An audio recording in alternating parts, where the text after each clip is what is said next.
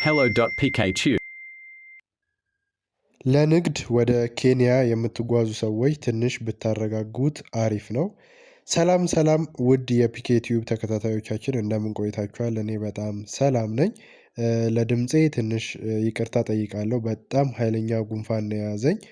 አሁን ራሱ አሞኝ ያለውን መረጃ ልንገራችሁ ብዬ ነው የመጣሁት። ወደ ኬንያ በንግድ መሄድ ለምትፈልጉ እኔ ከሁለት ቀን በኋላ ወደ ኬንያ ሊሄድ ነበረ።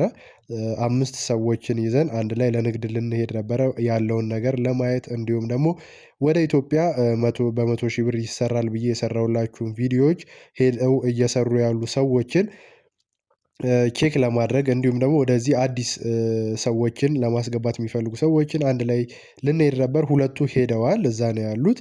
እኛ ደግሞ ኢቪዛ ነው እሱን አፕላይ አድርገን ትኬት ቡክ አድርገናል። ትኬት ግን አልቆረጥንም። እነሱ ቀድመውን ነበር የሄዱት። አሁን ላይ ትንሽ ኬንያ ሀገር ላይ እርስ በርስ ግርግር አለ። ነዋሪውና በመንግስት መሃል ትንሽ ግርግር ስላለ በንግድ ለምትሄዱ ሰዎች እንዲሁም ደግሞ ለትራቭልም እዛ ሞምባሳ ባህር ዳርቻዎች ብዙ ቦታዎች መዝናኛ ቦታዎች አሉ። ብዙ የሚሄድ ኢትዮጵያውያን አለ። በቀን ራሱ 2 ፍላይት ወደ ኬንያ አለ። ይህ ማለት በጣም ብዙ ሰው ወደ ኬንያ ይሄዳል፣ ከኬንያ ወደዚህ ይገባል።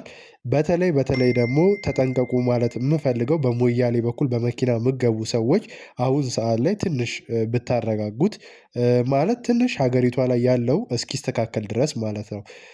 ያው እርስ በርስ ነው ከሌላ ሀገር ጋር አይደለም ያለው ግርግር። ኢትዮጵያ አሁን ኖርማል ወደ ኬንያ የምትበረው በረራውን አልከለከለችም። እንዲሁም ደግሞ በመኪና የሚሄዱትንም አልተከለከለም። ነገር ግን ያው እዛ ሀገሪቷ ላይ ትንሽ ግርግር ስላለ ለመሄድ ያሰባችሁ ነጋዴዎች እንዲሁም ደግሞ ለቱሪስት መሄድ የምትፈልጉ ሰዎች ትንሽ ብታረጋጉት። ያው ሀገሪቷ ላይ የተቀሰቀሰው የዛሬ አመት ላይ የተቀሰቀሰ ነበረ። በታክስ የተነሳ ነው። አሁንም ድጋሚ እሱን በማሰብ ሰልፍ የወጡ ሰዎች ላይ ትንሽ የተከፈተ ረብሻ ነገር ነው። የሞቱ ሰዎችም አሉ። ወደ 400 ሰውም እስካሁን ድረስ እንደተጎዱ ሰምቻለሁ። ያው ትንሽ ይህ ግርግር ረጋ እስኪል ድረስ ወደዛ ባትሄዱ ብዬ እመክራለሁ ማለት ነው። አሁን እዛ ያሉ የሄዱ ልጆችም ትንሽ ለመመለስ ተቸግረዋል። ያው ንግዱም ቆሟል ኦልሬዲ። ከተማዋ ላይም ትንሽ ግርግር ስለሆነ ምንም አይነት ንግድ የለም። ለመዝናናትም ያው ረብሻ እስከሆነ ድረስ ምንም መዝናኛ ክፍት አይሆንም። ስለዚህ ብታረጋጉት አሪፍ ነው። ከወር በኋላ ከ15 ቀን በኋላ አዲስ መረጃ ካለ ወደ እናንተ ይዤላችሁ ምቀርብ ይሆናል ማለት ነው።